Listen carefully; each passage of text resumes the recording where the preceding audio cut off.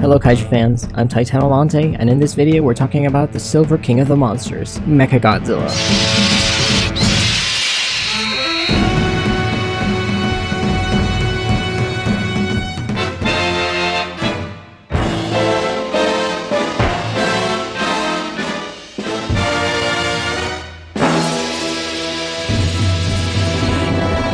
Mechagodzilla is a robotic doppelganger of Godzilla who debuted in Toho's 1974 Godzilla vs. Mechagodzilla and reappeared as the rebuilt Mechagodzilla 2 in the next year's Terror of Mechagodzilla. Despite being a machine under the control of the Black Hole Planet 3 aliens, Mechagodzilla is semi-autonomous, responding to verbal commands from Kuronuma relayed electronically to the Cyberneck on its head.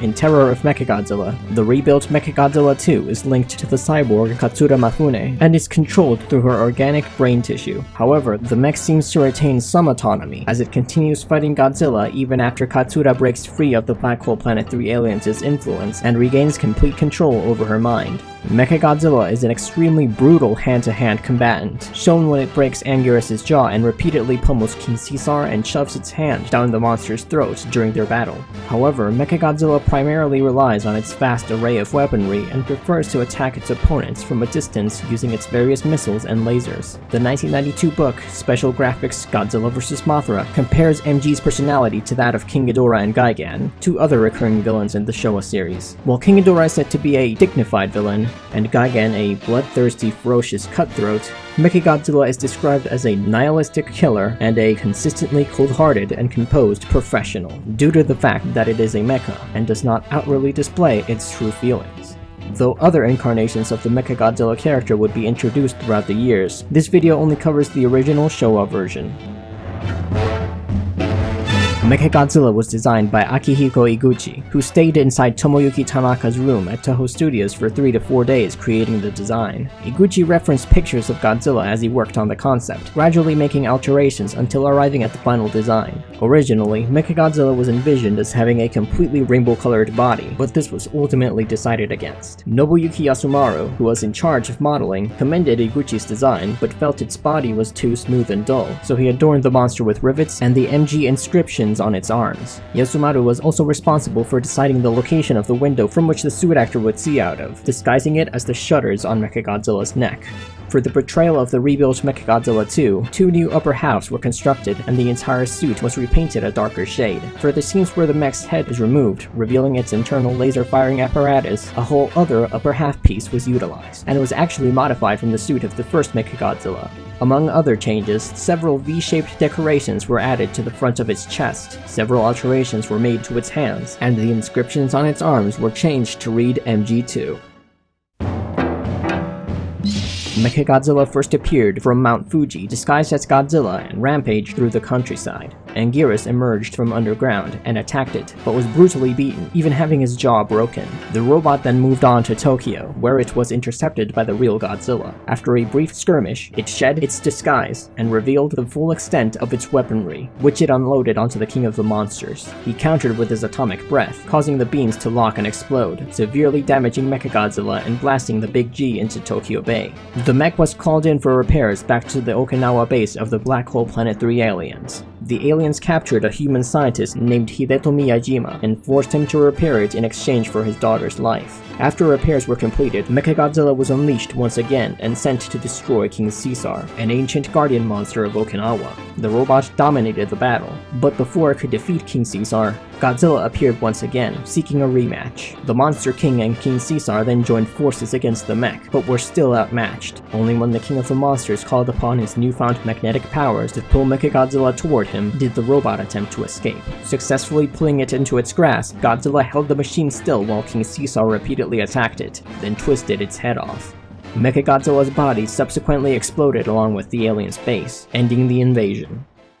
In another attempt to take over the Earth, the Black Hole Planet 3 aliens rebuilt and modified Mechagodzilla as Mechagodzilla 2, with the aid of the vengeful Earthling scientist Shinzo Mafune. Mafune helped the aliens improve Mechagodzilla, and also offered them the assistance of the monster Titanosaurus, which he controlled. Mafune stated that Mechagodzilla required superior living brain tissue in order to be truly perfect, so the aliens installed the control device for Mechagodzilla 2 inside Mafune's daughter Katsura, who they had previously converted into a cyborg. Mechagodzilla 2 II was deployed in Tokyo to show off its upgraded arsenal, with Titanosaurus providing backup. As the dinosaur wreaked havoc with his gale force winds, Mechagodzilla set large areas of the city on fire. Godzilla arrived to challenge the monsters, but was outmatched. While Titanosaurus battled the Monster King head-on, the robot blasted its counterpart with various weapons. Titanosaurus kicked Godzilla into a ditch, while Mechagodzilla buried him with its missiles.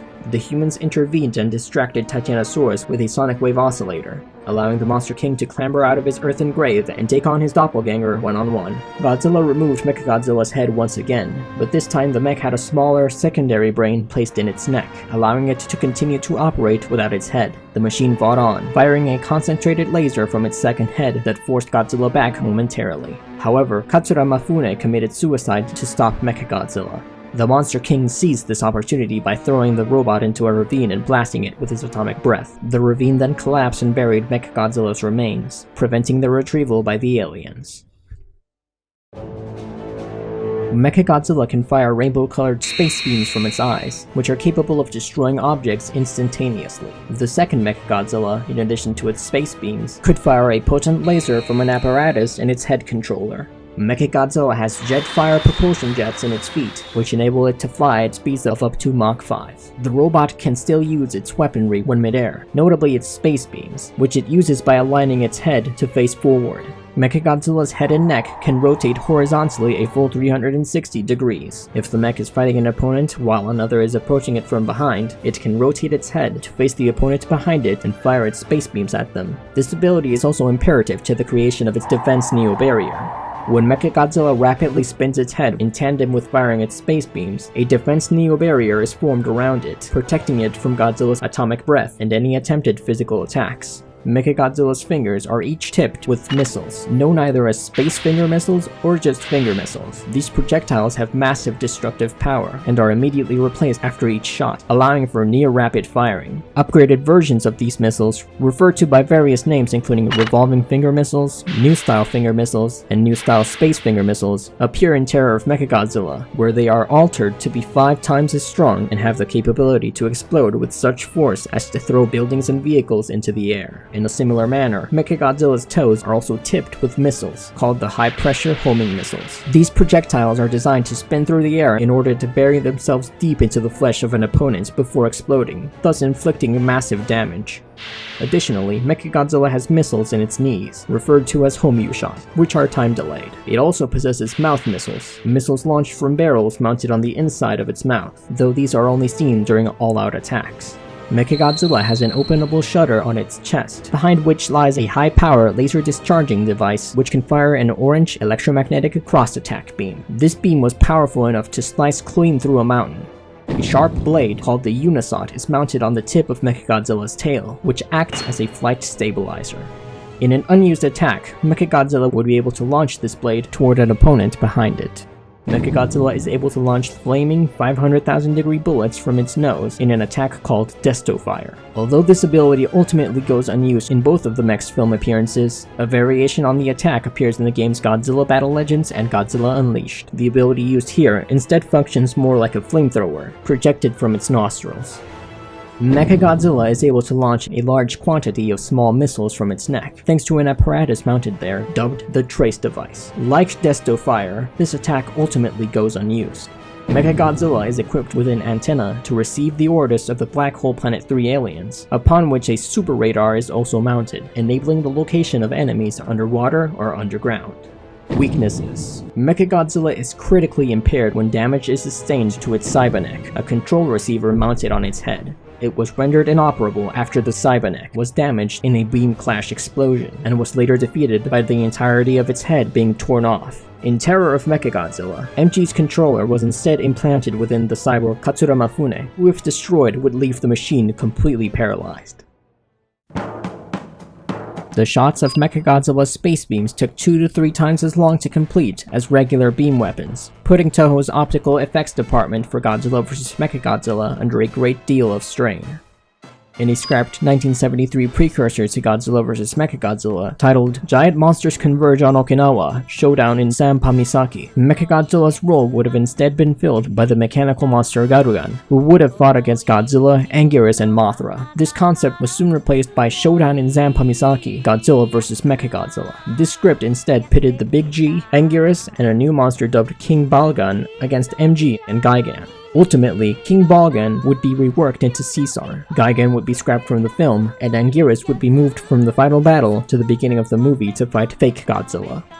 Anatomical drawings of Mechagodzilla aren't entirely consistent, but they nevertheless reveal interesting inner mechanisms. For instance, the 1974 model contains an internal missile factory which perpetually replenishes its supply of projectiles, a missile chain across its arms that feeds replacements, and a power-generating cosmic energy tank that breaks down alien elements inside a cyclotron.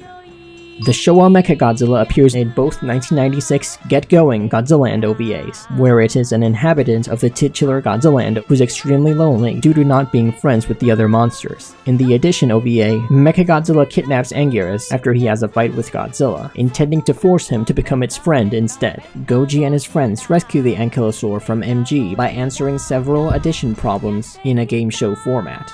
In the Subtraction OVA, Mechagodzilla attempts to kidnap Gojirin, but Rodan sees and warns Godzilla and Anguirus, who come to Gojirin's rescue, answering a series of subtraction problems until Mechagodzilla releases her. Both OVAs end with MG fleeing in tears, before Mothra convinces him to apologize, with the other monsters then befriending him. Although the Showa MG does not directly appear in the TV series Godzilla Island, where the Heisei Mechagodzilla is the monster who's plainly called Mechagodzilla, the series features two different villains based on it. The first is Black Mechagodzilla, which as its name suggests resembles a black-colored version of the Showa mech. The other is Fake Godzilla, a robot built to frame the real Godzilla. When the Monster King damages Fake Godzilla's disguise with his atomic breath, it reveals what appears to be the Showa Mechagodzilla's torso underneath before destroying it. In the Godzilla comics published by IDW, the Showa MG only appeared as multiple robots. Its first appearance came in Godzilla Legends No. 3, where the Black Hole Planet 3 aliens were shown to be constructing several Mechagodzillas to prepare for their invasion of Earth. The Showa MG was incorporated into the primary continuity of IDW's Godzilla comics, starting in Rulers of Earth No. 13, where the Kryog alien leader Ryzon, posing as a Russian industrialist known as Dyachenko, mass-produced an army of Mechagodzillas under the guise of providing a cheaper alternative to the CKR mechas Kiryu and Maghera for countries seeking to defend themselves from Kaiju. Worth noting is that each of the mass-produced Mechagodzillas in Rulers of Earth possesses a different number under the MG initials on its arms. When the mechs are unleashed to attack the Big G in Rulers of Earth No. 14, Ryzon says, "Mechagodzillas beat Godzilla to death," a reference to a similar line spoken by Kuronuma in Godzilla vs. Mechagodzilla. Though in the trade paperback version of the issue, this line is replaced by "Mechagodzilla's, he's all yours." Lastly, Mechagodzilla's suit is one of the oldest known kaiju suits currently in decent condition, as it has been put on display across several exhibits in Japan. However, the preserved suit is seemingly pieced together from remaining parts of both the 1974 and 1975 MG suits, as the preserved suit's chest and crotch are from the 1974 suit, while the rest is from the 1975 suit. Mechagodzilla 2's head controller has also been preserved into the present day. That's all there is for the original Mechagodzilla. Thanks for watching.